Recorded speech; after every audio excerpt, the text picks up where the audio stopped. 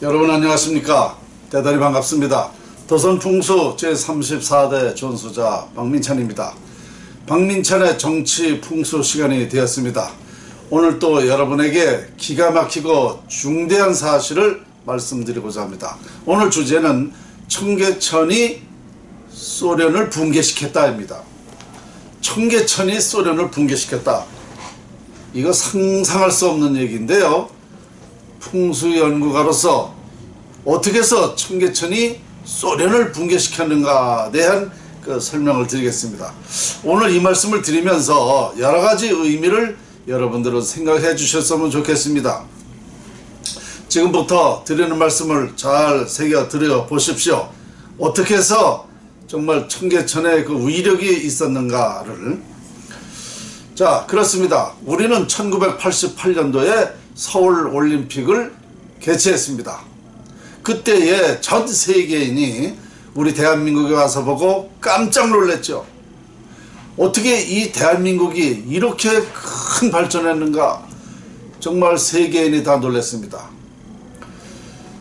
우리가 6.25를 통해서 폐허가 되고 정말 그때만 해도 불과 20-30년 전만 해도 정말 먹고 살기가 어려운 나라가 어떻게 이렇게 경제 성장을 했는가. 정말 세계가 놀라지 않을 수가 없었습니다. 그때의 소련은 상당히 경제가 어려운 때였습니다. 88 올림픽이 끝나고 소련의 고르바초프 대통령이었는데요. 그때의 고르바초프 대통령이 노태우 당시 대통령께 전화를 했습니다. 어떻게 해서 대한민국이 그렇게 발전을 했는가. 너무 놀랍다. 그 비법이 뭔가 라 얘기를 했는데 우리 노태우 대통령이 뭐라고 했느냐면 한 수 배우려면 오시오. 이렇게 얘기를 하니까 가겠다. 그래서 당시에 고르바 대통령이 제주도 호텔로 왔죠. 하얏트 호텔인가요? 하여튼 제주도 호텔로 왔습니다. 그래서 그때 정상회담을 했는데요. 노태우 대통령이 고르바 대통령한테 뭐라고 그랬느냐면, 자, 내가 두 가지를 제안해 줄 텐데 이 말을 꼭 듣겠는가 하고 물었습니다. 고르바는 듣겠다. 꼭 실천하겠는가 다시 다짐을 했죠. 꼭 실천하겠다. 이렇게 먼저 약속을 하고 두 가지를 제안했습니다. 첫째 하나는 뭐냐, 소련의 민주주의를 하라 그랬습니다. 민주화를 해라. 민주주의를 하라. 이렇게 얘기한 겁니다. 아니, 소련이 공산주의 아닙니까? 공산주의 대통령한테 민주주의를 하라는 것은 상당히 이것은 정말 어불성설이죠. 이게 상상할 수 없는 얘기를 한 겁니다. 고르바가 가만히 약속을 했잖아요. 지키겠다고. 하겠다. 두 번째, 그 나라가 너무 비대하다. 너무 크니까 연방제를 나눠라. 쉽게 얘기해서 나라를 쪼개라 그런 겁니다. 하하, 이거 소련 대통령한테 소련을 쪼개라니. 이게 상상할 수 없는 얘기죠. 그런데 고르바가 알았다. 그리고 돌아가서 고르바는 그 두 가지를 실천했습니다. 두 가지를 실천했는데 어느 날 보십시오. 구소련이 이제 다 살게 됐습니다.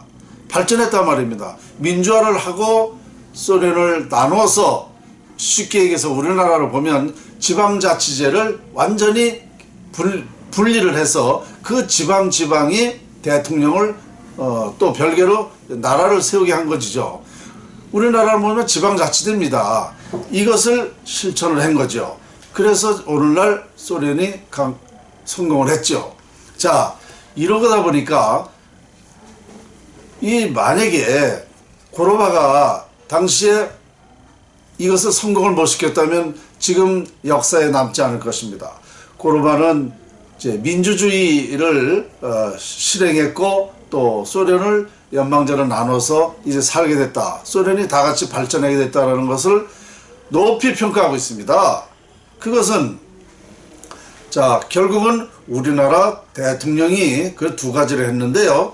자, 우리나라 노태우 대통령이 어떤 그 힘이 있었을까요? 바로 고르바는 우리나라가 이 급성장, 어떻게 해서 이런 크게 발전을 했는가를 배우기 위해서 우리나라가 발전했기 때문에 우리나라 대통령한테 그 한 수 가르쳐 달라고 했던 것이죠.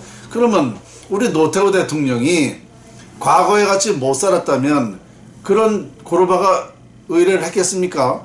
우리나라가 경제 성장을 했기 때문에 그런 얘기가 된 거죠.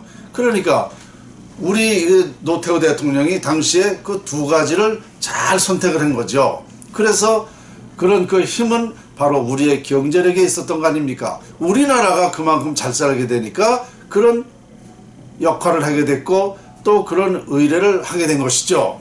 자, 그러면 우리나라가 어떻게 해서 경제 성장을 했습니까? 1960년대까지 우리는 국민소득 67달러, 세계에서 가장 못 사는 나라였었죠. 그때는 청계천이 개복되어 있었던 때입니다. 자, 그때까지 우리나라는 형편없이 못 살던 나라였는데 청계천을 61년도에 덮고 우리나라가 30년 만에 40년 만에 67달러에서 2만 달러가 됐다는 사실은 이미 여러분도 다 알고 계십니다. 그러니까 청계천이 복개됨으로써 우리나라가 국군이 융성을 해서 나라가 이렇게 경제 성장을 한 겁니다. 쉽게 얘기해서 세계에서 제일 못 살던 나라가 세계 12국가까지 그만큼 우리나라가 성장을 한 겁니다. 부자 나라가 된 거예요. 결국은 청계천을 복개함으로써 우리가 국군이 형성해서 그런 힘이 생겼다는 것입니다. 자, 그러면 이 우리나라가 못 살았다면 고르바가 와서 그렇게 얘기할 리가 없죠. 그러니까 바로 결론은 뭐냐? 청계천을 복개함으로써 나라가 경제 성장하라고 부자가 되다 보니까 고르바가 그런 의뢰를 했고 노태우 대통령이 그 두 가지를 잘 말을 해가지고 그렇게 실현해서 이렇게 된 것입니다. 그러니까 결국은 청계천이 소련을 붕괴했다라고 결론을 내릴 수가 있습니다.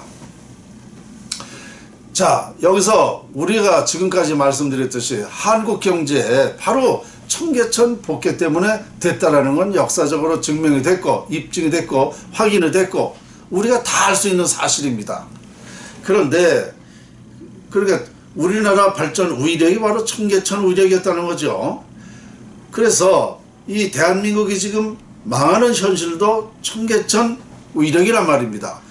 청계천을 다시 개복해놨기 때문에 사람의 배를 갈라놔서 나라의 중심을 갈라놔서 나라는 망하게 되어 있다는 것입니다. 그러니까 이런 것이 바로 자연의 우위력, 이것을 바로 이 자연활용법, 이 풍수지리학입니다. 그러니까 풍수지리학은요, 이렇게 싸우고 악을 쓰고 뭐 이렇게 강제로 하고 이렇게 어렵고 그런 게 아니에요. 풍수지리학은 아주 간단하면서 이렇게 말로 고르바가 우리나라에서 한 수 배워가듯이 그래 그 나라는 이렇기 때문에 이렇게 하면 됩니다. 제가 평소에도 그런 얘기했죠.